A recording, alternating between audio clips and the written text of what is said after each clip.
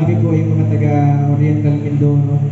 Ako po ay nasama lang ni Pastor Sam at ni Brother Khaled dito sa Occidental. Ako naman po ay padalawang balik ko na dito. Una po ay nung ako yung nag-renew ng aking lisensya. Ako po ay teacher, licensed teacher po ako. Ay wala pong available sa Oriental na PRC na mobile. Kaya dito po meron sa Kapitolyo. Kaya minutor ko po mag-isa simula sa Oriental hanggang dito. Tapos nagpa-isang gabi po ako, tapos kinabukasan umuwi na rin po ako. Tapos ngayon, padalawang balik ko po dito.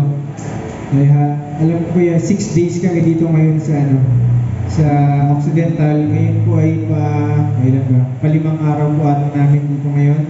Bukas po ay pauwi na rin kami. So,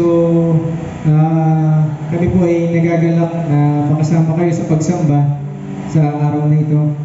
Hindi po man po kayo kilala isa-isa, pero tayo po ay nagkakaisa sa ating espiritu na dahil tayo magkakapatid sa Panginoon. Ito pong kantang ito ay sabayan na lang ninyo. Hindi po ako magaling kumanta talaga, pero kami po ay tumutugtog sa Oriental.